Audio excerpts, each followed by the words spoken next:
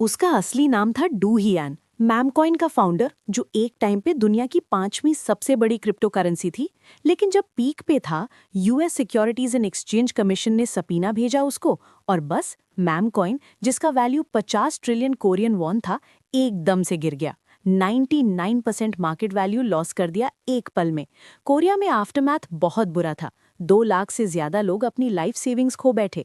हालत इतनी खराब थी कि कई लोग अपनी जान दे बैठे, और कुछ सीधा डूहन के घर भी गए, पर कुछ नहीं कर सकते थे, क्योंकि पिछले अप्रैल से डूहन गायब था। सोशल मीडिया पे पोस्ट किया था कि भाग नहीं रहा, पर प्रोसिक्यूटर्स कहते थे क्लियरली वो पकड़ने से बच रहा था। मतलब बंदा इतना बड़ा लॉस करवा दिया, 50 ट्रिलियन वन का। समझने के लिए चल 1998 में टाइम रिवाइंड करते हैं, जब डूहन को उसकी माँ पाक जा फॉर्च्यून टेलर के पास ले गई थी। शामन ने सीधा बोला कि लड़का पॉवर्टी के भूत से परेशान है। उसने कहा कि माँ बेटे दोनों को गैंगनम डिस्ट्रिक्ट शिफ्ट होना चाहिए, ताकि लड़का बेस्ट एजुकेशन ले सके।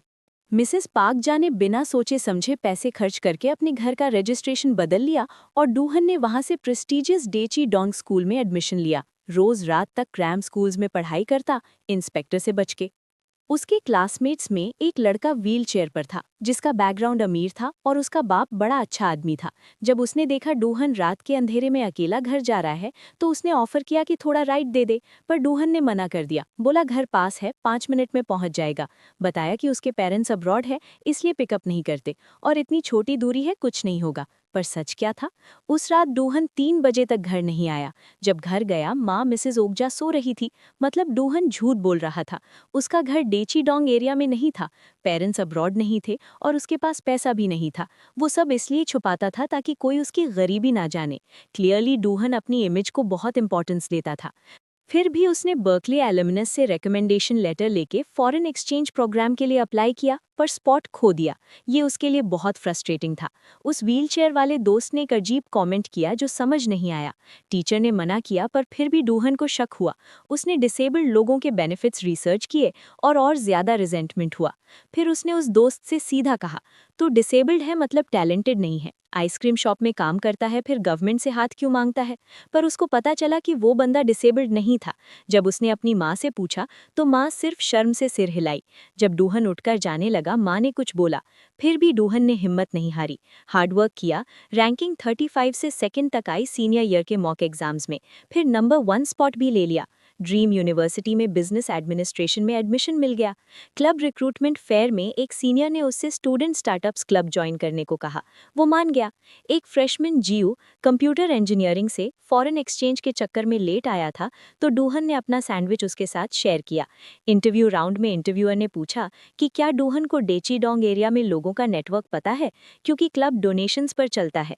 डूहन ने बोस्ट किया कि उसका एक्सेस है हुयान ग्लोबल नेटवर्क तक, जहां जजेस, प्रोसिक्यूटर्स, लॉयर्स, सीईओज और नेशनल असेंबली के मेंबर्स होते हैं। हुयान हाई स्कूल प्रेस्टिजियस होने की वजह से इंटरव्यूअर खुश हुआ, पर जब माँ के बारे में पूछा, तो डूहन ने अपनी माँ को डॉक्टर बताया, जबकि माँ नर्सिंग असिस्टेंट थी। बाप कहीं चला गया था, उसने कहा था बड़ा काम करेगा, और अपीयरेंस इंपॉर्टेंट है। क्लब में जीयू भी फाइनेंशियल एड पर था, पर वो पास हो गया। डूहन को जीयू अच्छा लगा, क्योंकि वो उसको लुक डाउन नहीं करता था। दोनों दोस्ती कर ली। फिर पता चला कि गवर्नमेंट 5 साल में 800 बिलियन वॉन स्टार्टअप्स के लिए देगा, और एक सीनियर को 50 मिलियन मिला था। फिर हायोंग उनके पास आई और बुक्स मसाज करने को कहा, मतलब स्टार्टअप फंड्स मिसयूज करने को कहा। जियो ने मना किया, लेकिन डूहन के मना किया। उन्होंने मिल के बुक्स को पॉलिश किया।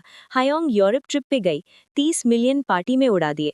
डूहन ने उस ट्रिप को स्टार्टअप कॉन्फ्रेंस बताया, और बॉयफ्रेंड को एक्टर हायर किया।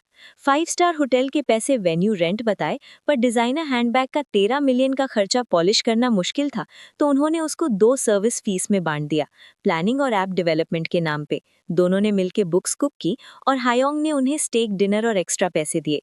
जियो को सिर्फ स्टेक चाहिए था। खाने के बीच जियो ने स्टार्टअप फंड अप्लाई करने की बात उठाई, क्योंकि अगर हायोंग 50 मिलियन ले सकती है, तो वो क्यों नहीं। डूहन को कॉन्फिडेंस मिला, और दोनों ने ऐप बनाई डिसेबल्ड लोगों के लिए। कंपटीशन जीत के इन्वेस्टर्स के साथ बैठने का मौका मिला। डूहन ने डेप्यूटी डायरेक्टर कॉन्ग की इमेज कॉन्शियस आदत नोटिस की, और उसकी टाई ठीक किया। प्राइज मनी मिलने के बाद दोनों ने असली स्टार्टअप नहीं बनाया, बस फंड्स के लिए कॉम्पिटिशन्स में हिस्सा लिया।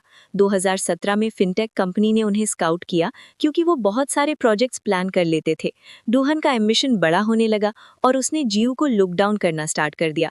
उसे सिर्फ चाय बनाने को कहा। जियो अनकंफर्टेबल हुआ। डूहन केविन के साथ भाई बन गया, जिसे केविन ने समझाया कि पैसे बनाने के लिए लोगों को इल्यूजन देना पड़ता है। जियो ने एक दिन मिसेस पार्क जाके पेपर्स और एक लेटर देखा जिसमें डूहन की असली बैकग्राउंड पता चली। उसने डूहन से मिलने स्टेक हाउस गया, पर वहां दोनों को स्टेक खाने का मन नहीं था। डूहन ने कहा नए डेव टीम चाहिए, कंपनी अभी भी कॉलेज क्लब जैसी लगती है। उसने जियो को बोला कि क्रिप्टो करेंसी सीखना पड़ेगा। जियो हार्ट ब्रोकन हुआ और माँ के बारे में पूछा। पता चला जियो ने मिसेस पार्क ओकजा को एक बार टैक्सी पैसे दिए थे, गलती से हाउसकीपर समझ के। मिसेस पार्क जा को डूहन की एरोगेंस दिख गई। जियो ने लेटर पढ़ के समझा कि डूहन झूठा है। डिसेबिलिटी सर्टिफिकेट भी फेक था ताकि मिलिट्री सर्विस ना करना पड़े। जियो ने डूहन से दोस्ती तोड़ दी। डूहन ने भी कुछ नहीं कहा और केविन के साथ क्रिप्टो करेंसी में घुस गया। इसी से मैम कॉइन बना, जिसका मतलब मदर जैसा प्यार था। टाइम बीत गया, 2021 आया और डूहन फाइनेंशियल सुपरवाइजरी सर्विस के इंटेरोगेशन रूम में था। 3 साल में मैम कॉइन 1 से 4 लाख वॉन तक बढ़ गया। डूहन एरोगेंट था, बोला क्या बड़ी बात है, मैंने किसी को फोर्स नहीं किया खरीदने के लिए, लोग खुद खरीद रहे थे, पर अब मुझे चोर समझते हैं। लॉयर ने रोका, पर डूहन नहीं माना। यूएस एसईसी के वीडियो कॉल में केविन ने उसे चुप रहने को कहा, पर डूहन ने सामने वालों को बेवकूफ बोला। सिचुएशन ऑकवर्ड हो गई। केविन ने मीटिंग अरेंज की, पर डूहन ने रिस्पेक्ट नहीं किया। केविन ने बताया कि बहुत लोग मैम कॉइन पे नजर रखे हैं और पैसे बहुत हो गए हैं, इसलिए केयरफुल होना चाहिए। डूहन हंस दिया और बोला, birth comes from death, business में डेडलॉक तोड़ना जरूरी है।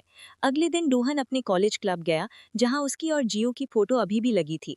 एक जूनियर स्टूडेंट ने बोला सिर्फ मेंबर्स आ सकते हैं, पर डूहन ने अपनी आइडेंटिटी बताई तो रिस्पेक्ट मिल गया। जूनियर ने स्टार्टअप फंडिंग के बारे में बताया कि अब फंडिंग मिलना मुश्किल है क्योंकि लोग सिर्फ फंड एक्सप्लॉइट करते हैं। उसने अपना प्लान दिखाया जिसमें क्रिप्टो करेंसी को मून तक ले जाना था।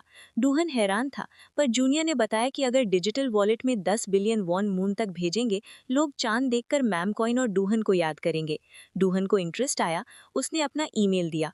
जूनियर ने पूछा कि मैम कॉइन प्राइस बढ़ेगा क्या। डूहन में अब भी थोड़ी सेल्फ रिस्पेक्ट थी, इसलिए झूठ नहीं बोला। 2022 में सिचुएशन बिगड़ गई। केविन और शेयर होल्डर्स ने तुरंत पुल द प्लग करने का वोट दिया, पर डूहन ने मना कर दिया। केविन ने कहा प्रोडक्ट फ्लॉड है और अगर ऐसे चला तो सब स्कैमर्स बनेंगे और डूहन सबसे बड़ा नुकसान उठाएगा। पर डूहन ने होप नहीं छोड़ी।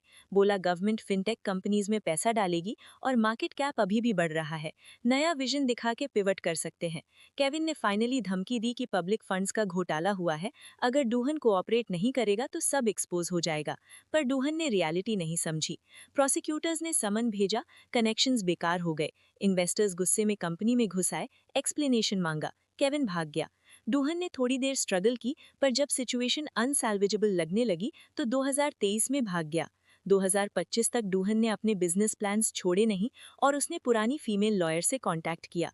लॉयर ने बताया यूएस और साउथ कोरिया दोनों ने एक्सट्रेडिशन ऑर्डर दे दिया है। यूएस में 150 साल की जेल हो सकती है, साउथ कोरिया में भी चार्जेस हैं, पर केविन को जेल नहीं जाना, वो सिर्फ डूहन के पीछे था। वो व्हीलचेयर वाला दोस्त जिसे डूहन ने ट्रैक करने को कहा था, वो डिसेबल्ड नहीं निकला। लॉयर ने बोला डूहन को तुरंत साउथ कोरिया जाना चाहिए, पैसे हैं, जवान है, दोबारा शुरू कर सकता है, पर डूहन नहीं चाहता था। और यहीं फिल्म खत्म होती है। Background Luna crypto currency crash 2022 का है। फिल्म दिखाती है कैसे डूहन ने वल्नरेबल ग्रुप्स जैसे यूथ, औरत और डिसेबल्ड लोगों को एक्सप्लॉइट करके स्टार्टअप फंड्स चुराए, फिर क्रिप्टो करेंसी में गिरता है और एथिकल डायलेमा में फंस जाता है। फिल्म सक्सेस का प्राइस बताती है, पॉलिसी लूपहोल्स और इंसानी लालच को एक्सपोज करती है ताकि सोसाइटी सोच सके अपने वैल्यूज के बारे में। एंडिंग खुला छोड़ा गया है, प्रोटैगनिस्ट के डिसीजंस पे सीधी टिप्पणी नहीं करता, ऑडियंस को सोचने पर मजबूर करता है कि सक्सेस का मतलब क्या है। बस आज का एक्सप्लेनेशन यहीं खत्म, नेक्स्ट टाइम मिलते हैं।